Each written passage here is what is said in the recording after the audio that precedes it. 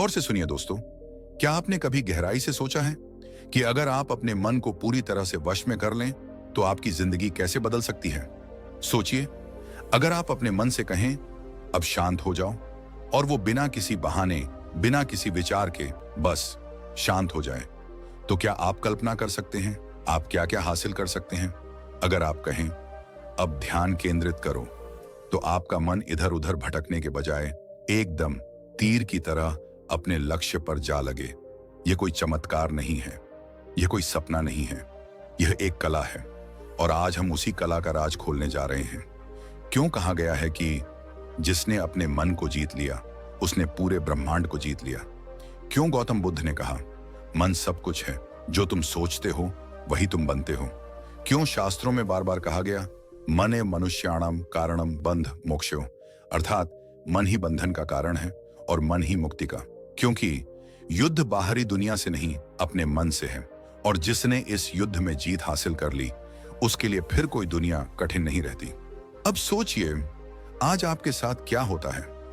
आप किसी जरूरी काम में बैठते हैं और मन अचानक बीते हुए किसी झगड़े की याद दिला देता है, या कोई डर, कोई चिंता, किसी बात का पछतावा जो अभी हुआ भी नहीं, उस पर सोचते रहना। आपका मन आपके खिलाफ काम करता है। जब फोकस करना हो तब भटकाता है, जब शांत रहना हो तब शोर करता है, जब आपको हिम्मत चाहिए तब डराता है। आपका सबसे बड़ा दुश्मन आपके ही सिर के अंदर बैठा है, और अगर आप उसे वश में कर लें तो सोचिए कौन सी परीक्षा आपके लिए कठिन रह जाएगी, कौन सा लक्ष्य असंभव रहेगा। कई लोग कहते हैं मेरा मन नहीं लगता, मैं ज्यादा देर फोकस नहीं कर पाता, मन बहुत भटकता है, मैं जो सोचता हूं वो कर नहीं पाता। पर क्या आपने कभी सवाल किया है क्यों मन आखिर भटकता क्यों है? ध्यान से समझिए, मन एक बंदर की तरह है जो लगातार एक शाखा से दूसरी शाखा पर कूदता रहता है। अगर उसे कोई दिशा न दी जाए, कोई साधन न मिले, कोई लक्ष्य न दिखे, तो वो कूदता रहेगा। बिल्कुल वैसे ही जैसे आप सुबह उठते ही मोबाइल चेक करते हैं, फिर वीडियो, फिर इंस्टाग्राम, फिर सोच, फिर चिंता, फिर कंपैरिजन, और सारा दिन बस ऐसे ही बिखर जाता है। अब सवाल यह है मन को नियंत्रित कैसे किया जाए, कैसे उसे अपना गुलाम बनाएं, कैसे उसकी ताकत को अपने फोकस में बदलें। इसका उत्तर आधुनिक मनोविज्ञान और प्राचीन ब्रह्म ज्ञान दोनों में छुपा है। आधुनिक विज्ञान कहता है कि मन दरअसल एक आदतों का जाल है। जो आप रोज सोचते हैं वही आपका मन बनता जाता है। आप जैसे विचारों को दोहराते हो वही रास्ते आपके ब्रेन में गहरे हो जाते हैं। उन्हीं रास्तों पर मन दौड़ने लगता है, और धीरे धीरे वही आपकी नेचुरल सोच बन जाती है। उदाहरण के लिए, अगर आप हर सुबह उठते ही सबसे पहले चिंता करते हैं तो आपका मन उस आदत का आदी हो जाता है। अगर आप हमेशा दूसरों से तुलना करते हैं तो मन उस कंपैरिजन के चक्कर में उलझ जाता है। अब सोचिए, अगर आप हर दिन थोड़ा समय खुद को नियंत्रित करने में लगाएं, अगर आप मन को कहें रुक, फोकस, आगे बढ़, तो क्या यह मुमकिन नहीं कि धीरे धीरे मन आपकी बात मानने लगे। गौतम बुद्ध ने कहा था मन ही सब कुछ है, अगर तुम उसे नियंत्रित कर लो तो दुख तुमसे दूर भाग जाते हैं। और आज न्यूरोसाइंस यही कहती है कि आपका ध्यान आपका सबसे बड़ा हथियार है। जिस पर आप ध्यान केंद्रित करते हैं वही बढ़ता है। इसलिए अगर आप फोकस चाहते हैं तो मन को बिखरने से बचाना होगा। अगर आप चाहते हैं कि आपका ध्यान अपने लक्ष्य पर टिके रहे तो आपको अपने मन को ट्रेन करना पड़ेगा। बिल्कुल वैसे जैसे एक बच्चा शुरुआत में जिद करता है पर धीरे धीरे समझने लगता है। याद रखिए, मन एक साधन है, मालिक नहीं। आप मालिक हो, और जब तक आप मालिक नहीं बनते तब तक मन आपका शोषण करता रहेगा। आज हम इस वीडियो की शुरुआत में सिर्फ इस बात को समझने आए हैं कि अगर फोकस चाहिए, अगर ध्यान चाहिए, अगर सफलता चाहिए, तो सबसे पहले मन को कंट्रोल करना जरूरी है। और यह करना ना कोई रहस्य है, ना कोई असंभव कार्य। बस आपको शुरुआत करनी होगी, हर दिन थोड़ा थोड़ा, हर क्षण थोड़ा और जागरूक होकर। और जैसे ही आप अपने मन पर नियंत्रण पाना शुरू कर देते हैं, आपका ध्यान, आपकी सोच और आपका जीवन तीनों एक नई दिशा में मुड़ जाते हैं। और यही शुरुआत है। अगले भाग में हम विस्तार से जानेंगे मन को काबू में रखने की 5 अद्भुत और अचूक विधियां, जो आपको बताएंगी कि कैसे आप अपने जीवन में हर दिन अपने मन को साध सकते हैं, उसे अनुशासन में ला सकते हैं और अपने लक्ष्य की ओर तेजी से बढ़ सकते हैं। इसलिए वीडियो को यहीं मत छोड़िए, क्योंकि आगे आने वाला हिस्सा है वास्तविक परिवर्तन का दरवाजा। क्या आपने कभी खुद से पूछा है कि अगर मन मेरा है तो ये मेरी सुनता क्यों नहीं? क्यों जब मैं पढ़ना चाहता हूं तब यही मन बार बार मुझे मोबाइल की तरफ खींचता है? जब मैं कुछ सीखना चाहता हूं तब ये बीती बातें क्यों दोहराने लगता है? क्यों जब मैं खुद को बदलना चाहता हूं तब यही मन मुझसे कहता है, अरे छोड़, तू नहीं कर पाएगा? क्या ये सच में मेरा मन है या मैं ही इस मन का गुलाम बन चुका हूं? जिसने मन को जीत लिया उसने दुनिया को जीत लिया। ये सिर्फ कोई श्लोक नहीं है, ये एक चेतावनी है। क्योंकि अगर तुमने अपने मन को नहीं जीता तो ये मन तुम्हें हर रोज हर कदम पर हरवाता रहेगा। और जो इस मन को जीत लेता है उसके लिए कोई भी लक्ष्य असंभव नहीं रह जाता।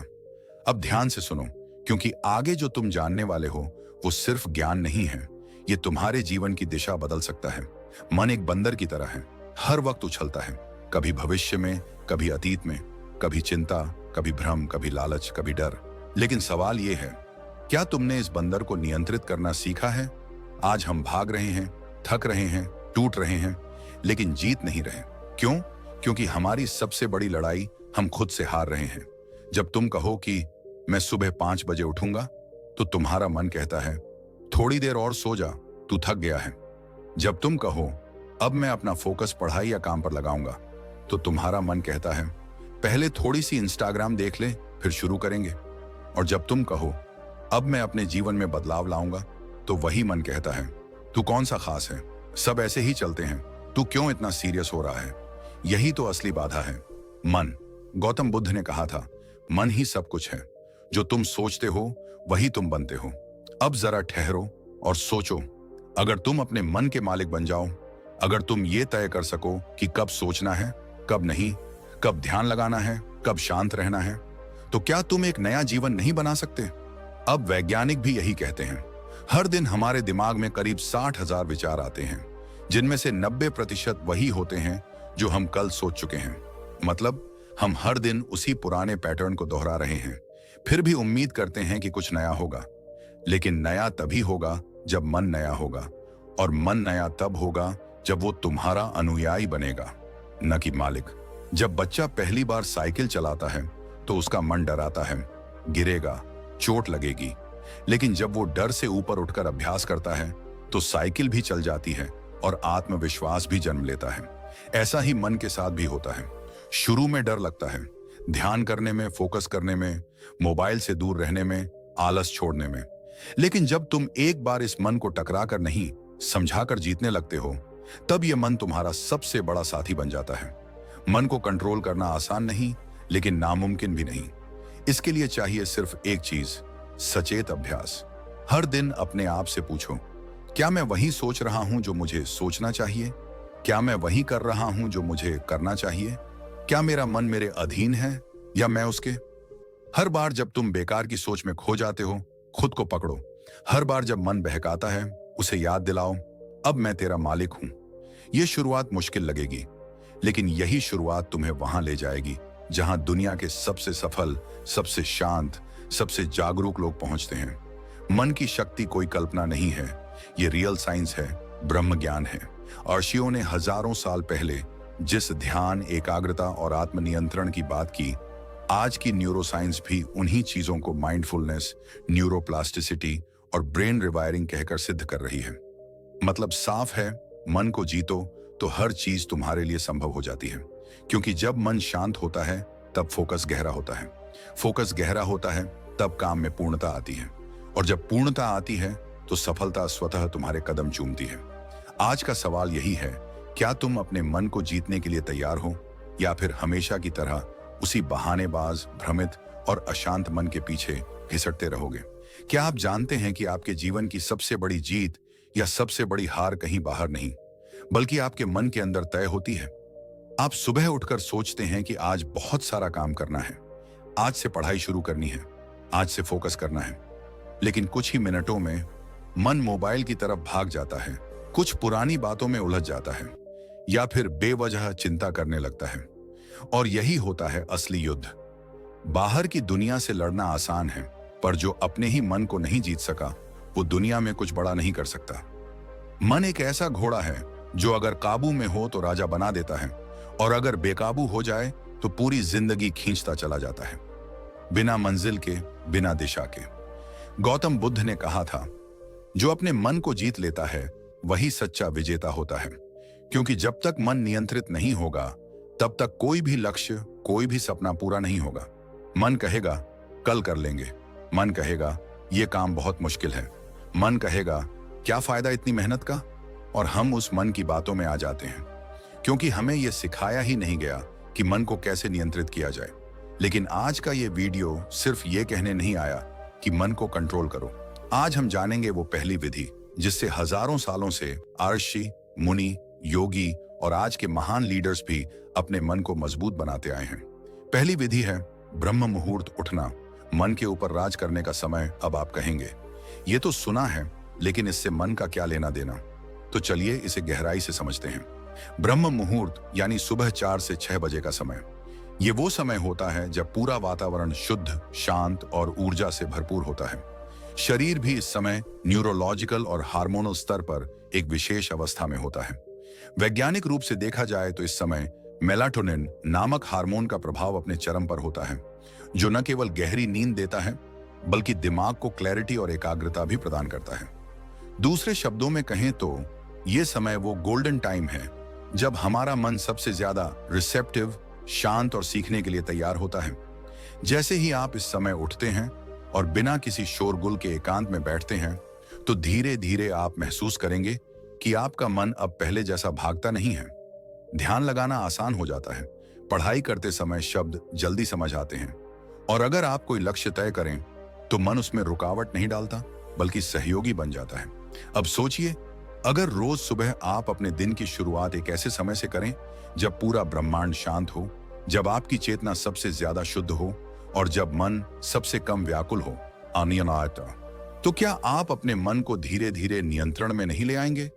आज के समय में जहां लोग फोकस बढ़ाने के लिए तरह तरह की दवाइयां, एप्स और कोचिंग का सहारा ले रहे हैं, वहीं हमारे प्राचीन ग्रंथों ने हजारों साल पहले इसका सीधा और सटीक समाधान दे दिया था। ब्रह्म मुहूर्त में उठो और अपने मन का राजा बनो। और यह केवल भारत के वेदों और उपनिषदों की बात नहीं है। आज की आधुनिक साइकोलॉजी भी यही कहती है कि सुबह जल्दी उठने वाले लोगों का विल पावर ज्यादा मजबूत होता है, क्योंकि जब आप सुबह नींद और आलस पर जीत हासिल करते हो तो दिन के बाकी छोटे बड़े फैसलों में भी मन आपको नहीं रोकता। अब आप खुद सोचिए, आप सुबह उठते ही फोन उठाते हैं और 15 मिनट स्क्रॉल करते करते 1 घंटा निकल जाता है। फिर मन कहता है अब क्या फर्क पड़ता है, दिन तो बिगड़ ही गया। और यहीं से शुरू होता है दिन भर का डिस्ट्रैक्शन, चिड़चिड़ापन और फोकस की कमी। लेकिन जब आप ब्रह्म मुहूर्त में उठते हैं, आप दिन पर नियंत्रण करना शुरू करते हैं। आपका मन एक गुलाम की तरह आपके आदेश का पालन करता है। ध्यान लगाओ, मन बैठ जाता है। पढ़ाई करो, मन सहयोग देता है। प्लानिंग करो, विचार स्पष्ट रूप से सामने आते हैं। ब्रह्म ज्ञान के अनुसार यही समय होता है आत्मा और परमात्मा के सबसे नजदीक आने का, क्योंकि नींद से जागते ही मन सबसे शुद्ध होता है और उसमें बीते कल की मलिनता, आज के भय या भविष्य की चिंता नहीं होती। यह समय होता है नए विचारों के बीज बोने का, और उन्हीं बीजों से धीरे धीरे आपका चरित्र, आपका भाग्य और आपका जीवन आकार लेता है। गौतम बुद्ध अपने शिष्यों को इसी समय ध्यान करने की सलाह देते थे। वो कहते थे, प्रभात की शांति में आत्मा के स्वर सुने जा सकते हैं, और यही वो समय है जब आप अपने मन को उसके असली स्वरूप में पकड़ सकते हैं, न कि उस रूप में जिसमें दिन भर की इच्छाएं, व्याकुलताएं और सोशल मीडिया का शोर उसे बना देता है। आप सोचिए, जब आप इस छोटे से अभ्यास से शुरुआत करते हैं तो आप न सिर्फ मन को जीतते हैं बल्कि अपने जीवन की दिशा भी बदलते हैं। आपका दिमाग शार्पर होता है, फोकस गहरा होता है, और सबसे बड़ी बात, आपको खुद पर गर्व महसूस होता है, क्योंकि आप उस चीज पर जीत पा रहे हैं जिसे अब तक आपने सबसे ज्यादा अनियंत्रित समझा था, आपका अपना मन। इसलिए अगर आप सच में चाहते हैं कि आपका मन आपका गुलाम बने, अगर आप चाहते हैं कि मन डिस्ट्रैक्ट ना करे, और अगर आप चाहते हैं कि आप फोकस के शिखर पर पहुंचें, तो इसकी शुरुआत यहीं से करें, ब्रह्म मुहूर्त उठने से। याद रखिए, जो सुबह का विजेता है वो पूरे दिन का शासक होता है, और जो मन के ऊपर सुबह जीत गया वो जीवन में हर क्षेत्र में जीत सकता है। अब तक हमने समझा कि मन को कंट्रोल करना क्यों जरूरी है और उसकी पहली विधि क्या है, लेकिन ये सिर्फ शुरुआत है, क्योंकि मन के गुलामी से मुक्ति पाने की राह में ऐसी और भी कई विधियां हैं जो धीरे धीरे आपको एक ऐसे वॉरियर में बदल देंगी जिसका मन उसका सेवक बन जाए, न कि मालिक। तो अब तैयार हो जाइए अगली विधि के लिए, जो इस यात्रा को और भी गहराई, शक्ति और सफलता की ओर ले जाएगी। दूसरी विधि है प्राण शक्ति साधना, सांसों से मन पर नियंत्रण। कभी आपने गौर किया है, जब आप गुस्से में होते हैं तब आपकी सांसें तेज हो जाती हैं। जब आप डरे हुए होते हैं तब सांसें हल्की हल्की और अस्थिर चलने लगती हैं। और जब आप शांत होते हैं तो सांसें भी गहराई से चलती हैं, बड़ी ही सहजता से। इसका सीधा मतलब है कि हमारी सांसें और हमारा मन आपस में गहराई से जुड़े हुए हैं।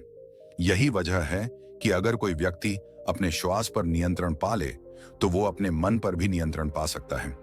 यही है मन को जीतने की दूसरी विधि, प्राण शक्ति साधना। आज की इस व्यस्त और भागदौड़ भरी दुनिया में हमारा मन एक ही समय में कई दिशाओं में भाग रहा होता है। कई बार हम कोई काम कर रहे होते हैं लेकिन मन कहीं और भटक रहा होता है। किसी से बात करते वक्त भी मन पुरानी बातों में अटका होता है या भविष्य की चिंता में उलझा रहता है। ऐसे में फोकस कैसे बनेगा? ऐसे में मन पर नियंत्रण कैसे संभव है? इसका उत्तर छुपा है हमारी सांसों में और एक विशेष अभ्यास में, अनुलोम विलोम प्राणायाम। हर सुबह केवल 10 मिनट का यह अभ्यास आपके पूरे दिन को बदल सकता है।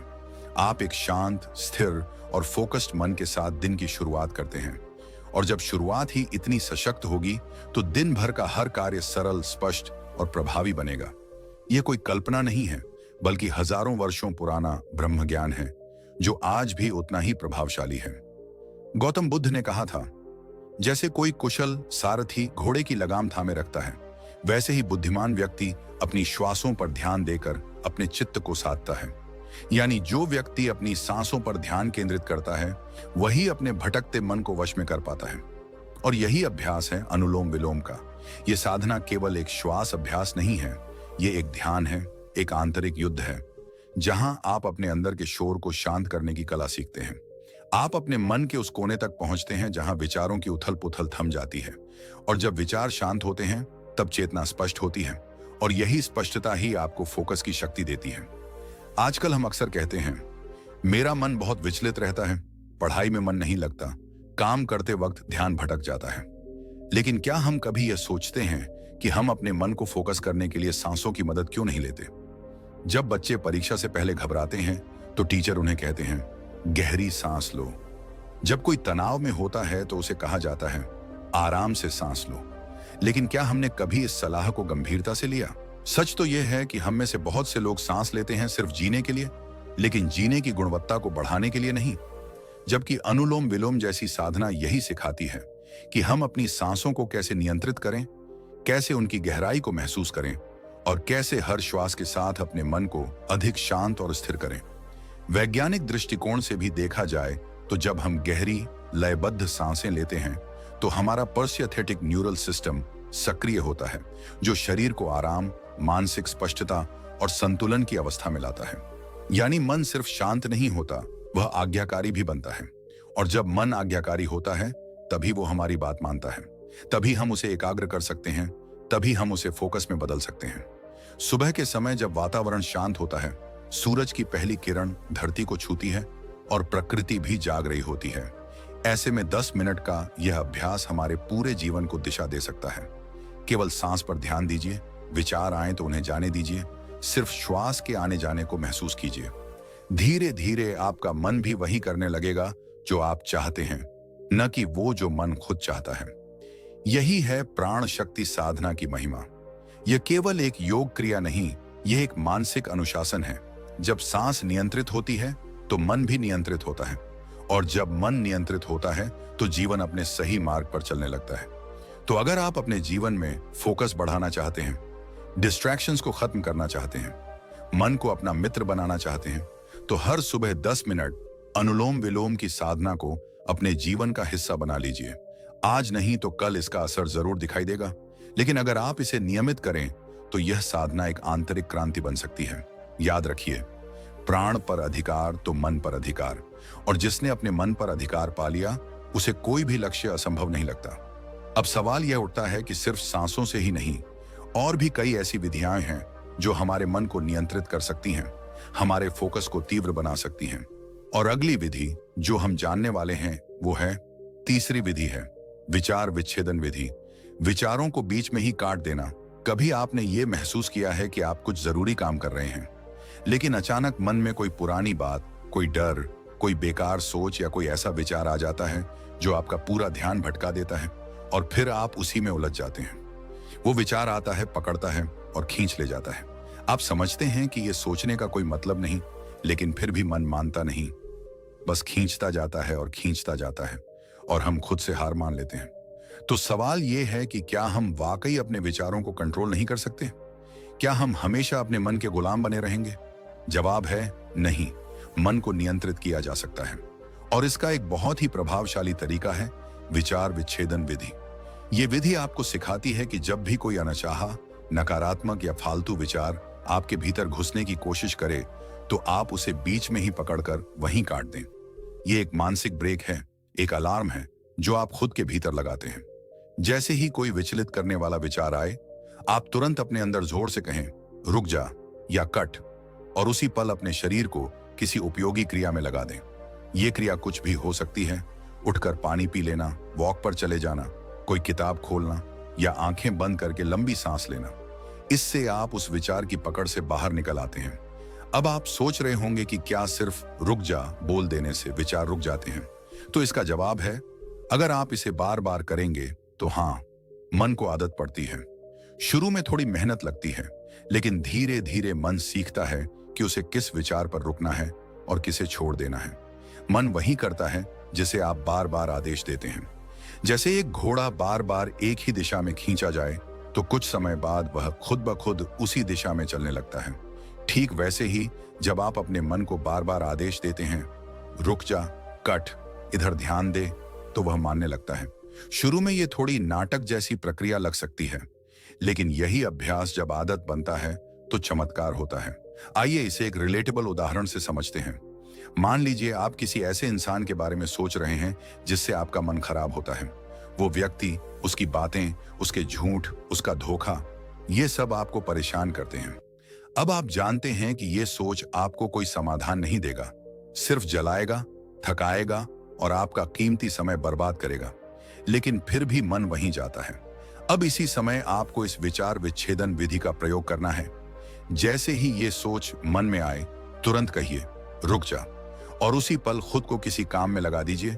टेबल साफ करिए, एक चुटकुला पढ़िए, अपने हाथ पैर स्ट्रेच करिए, कुछ भी, लेकिन उस विचार के पीछे मत जाइए। यही अभ्यास धीरे धीरे आपकी मानसिक मांसपेशियों को मजबूत करता है। अब आप कहेंगे मन तो खुद ही चल पड़ता है, हम तो उसे बुलाते भी नहीं। बिल्कुल सही, लेकिन बुद्ध कहते हैं जो मन को जीत लेता है वह संसार को जीत सकता है, और मन को जीतने की शुरुआत यहीं से होती है। सोच को पहचानो, उसे रोको और ध्यान को दूसरी ओर मोड़ो। विज्ञान भी इस बात की पुष्टि करता है। न्यूरोसाइंस कहता है कि जब आप किसी विचार को बार बार सोचते हैं तो उस विचार के लिए आपके दिमाग में एक न्यूरल पाथवे बन जाता है, और जब आप उस पाथवे को तोड़ने की कोशिश करते हैं, यानी विचार के बीच में ही कट कर देते हैं, तो धीरे धीरे वो पाथवे कमजोर पड़ने लगता है।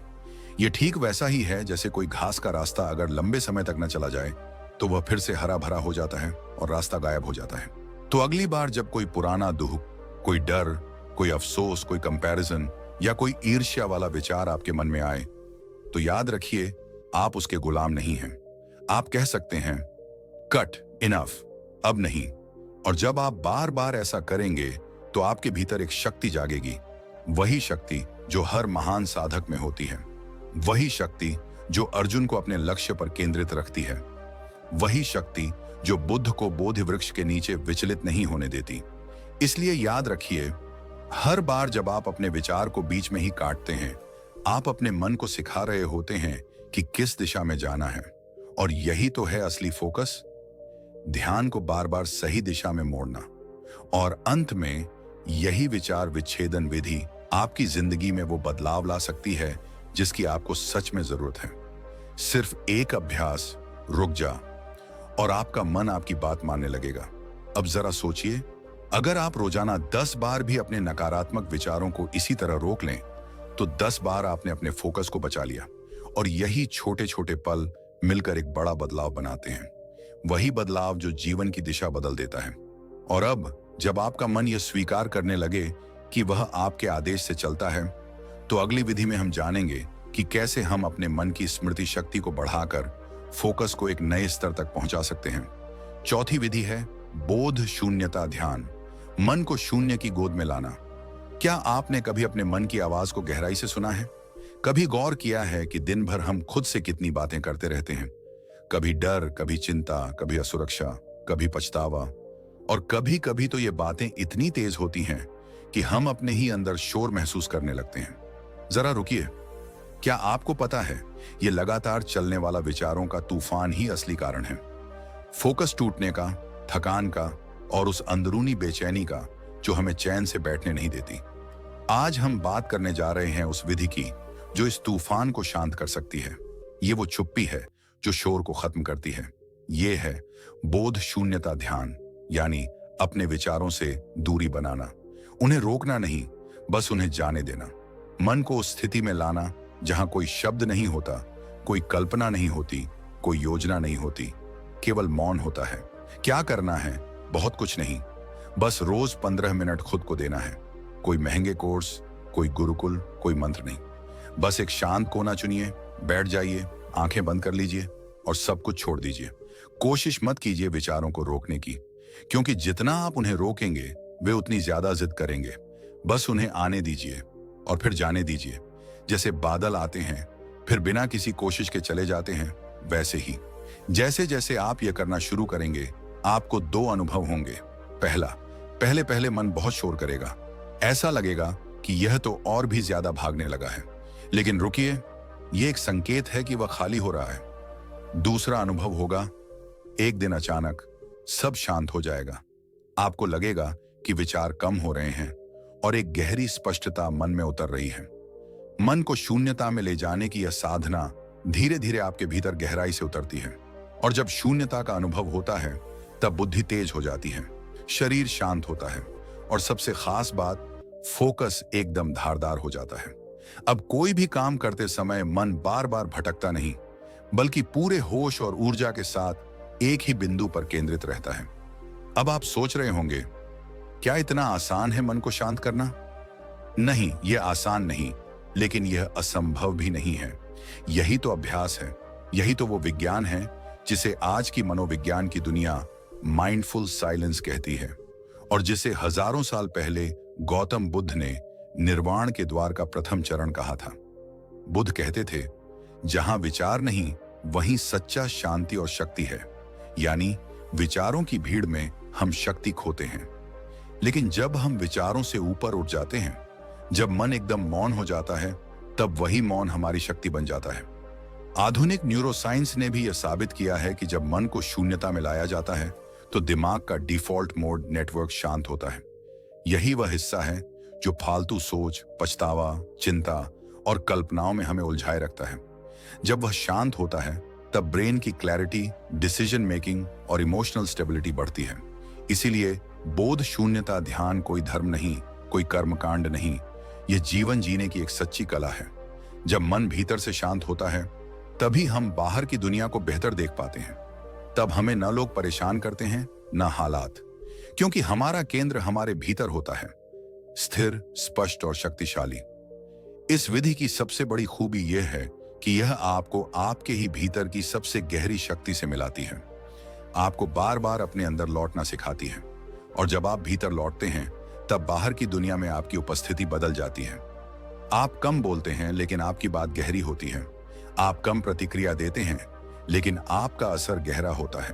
तो अगली बार जब आपका मन बहुत थका हुआ हो, बहुत परेशान हो, जब लगे कि कुछ भी समझ नहीं आ रहा, उस वक्त कुछ मत कीजिए, बस बैठ जाइए और खुद को उस शून्यता में समर्पित कर दीजिए। देखिए कैसे धीरे धीरे सब कुछ साफ होने लगता है, जैसे धुंध के पार सूरज झांकने लगे। याद रखिए, मन को जीतने के लिए किसी युद्ध की जरूरत नहीं, सिर्फ मौन की जरूरत है। और अब जब आपने बोध शून्यता का महत्व समझा है, तो अगली विधि में हम जानेंगे कि कैसे मन को ऊर्जावान बनाकर उसे थकान से मुक्त रखते हुए एक ऐसा स्टेट तैयार किया जाए जहां मन अपने आप लक्ष्य पर टिकने लगे। अब हम बढ़ते हैं पांचवी विधि की ओर। बहुत से लोग ये सवाल पूछते हैं, मैं कुछ करना चाहता हूं, कुछ सीखना चाहता हूं, कुछ बड़ा बनना चाहता हूं, लेकिन मेरा मन साथ नहीं देता। क्या कभी आपने भी ऐसा महसूस किया है? सुबह अलार्म बजता है लेकिन मन कहता है अभी 5 मिनट और सो लेता हूं। किताब उठाते हैं पढ़ने के लिए, लेकिन मोबाइल पर एक नोटिफिकेशन आता है और मन कहता है बस एक बार देख लूं, फिर पढ़ता हूं। ध्यान करने बैठते हैं और अचानक मन में आने लगती हैं कल की बातें, आने वाले कल की चिंता, और जिनका कोई मतलब नहीं होता वो विचार भी। तो अब सवाल ये है, क्या वाकई मन को कंट्रोल किया जा सकता है? उत्तर है हाँ, पूरी तरह किया जा सकता है। मन कोई अजगर नहीं है जिसे काबू करना नामुमकिन हो। वो बस आदतों का गुलाम है। उसे बस सही दिशा, सही संस्कार और सही अनुभव देना होता है, और यही काम करती है संकल्प शक्ति जागरण की विधि। आज हम मन को जीतने की पांचवी विधि की बात कर रहे हैं। पांचवी विधि संकल्प शक्ति जागरण, एक व्रत, एक नियम, एक जीत। अब ध्यान से सुनिए। मन को झुकाना है तो पहले खुद से किया वादा निभाना सीखो। हर बार जब आप कोई लक्ष्य तय करते हैं और फिर उससे पीछे हट जाते हैं, तो आप केवल उस लक्ष्य से पीछे नहीं हटते, आप अपनी आत्म प्रतिष्ठा को तोड़ देते हैं। और जब आत्म प्रतिष्ठा गिरती है तो मन कहता है तू तो खुद से भी झूठ बोलता है, अब तू किसी चीज के लायक नहीं। अब उपाय क्या है? बहुत सरल लेकिन बेहद गहरा। हर 7 दिन के लिए एक नियम लो, एक ऐसा संकल्प जो थोड़ा कठिन हो लेकिन मुमकिन हो।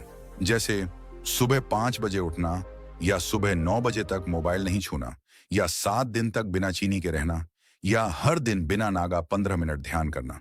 शर्त एक ही है, इसे किसी भी हालत में मत तोड़ो। भले कुछ भी हो जाए, नींद आई, आलस आया, मूड नहीं बना, बाहर शोर हुआ, लेकिन नियम नहीं टूटेगा। अब आप पूछेंगे इतना छोटा सा नियम क्या करेगा?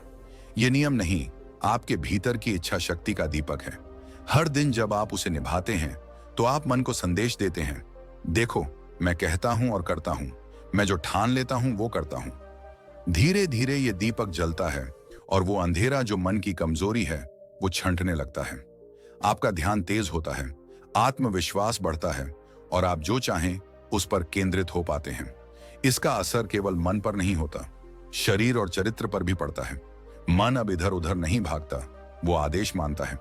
आत्मसंयम आता है, अंदर एक संतोष और स्पष्टता आती है, और सबसे बड़ी बात, अब आप अपने शब्दों का सम्मान करना सीख जाते हैं।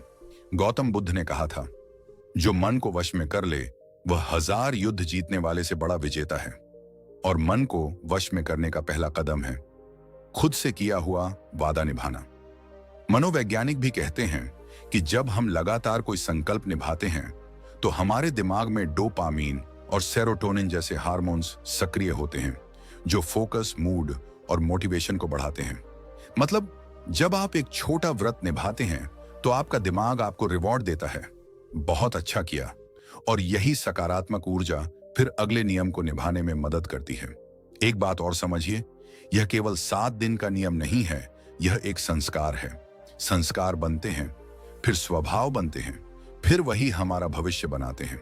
तो हर सप्ताह अपने भीतर एक संस्कार जगाइए और देखिए कैसे मन अब आपका सेवक बन जाता है, आपका गुलाम नहीं। और याद रखिए, जो खुद से किया गया वादा निभा ले वही सच्चा विजेता है।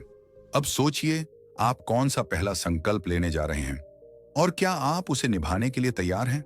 जहां आपका मन पूरी तरह से आपके अधीन होगा, और जीवन की असली शक्ति वहीं से शुरू होती है। जागो, ठानो और निभाओ। मन को जीतो, ध्यान से नहीं, संकल्प से। और अगर इस वीडियो ने आपके दिल को छू लिया हो, अगर आपके भीतर कहीं ना कहीं एक हलचल सी मच गई हो, तो यही संकेत है कि अब समय आ गया है अपने मन को जीतने का, अपने जीवन को एक नई दिशा देने का। लेकिन ये तो सिर्फ शुरुआत है। हर हफ्ते हम आपके लिए ऐसी ही गहराई से जुड़ी बातें, प्राचीन ज्ञान और आधुनिक मनोविज्ञान के अद्भुत मेल के साथ कुछ ऐसा लेकर आते हैं जो आपके जीवन को बदल सके, आपके भीतर छिपी शक्ति को जगा सके।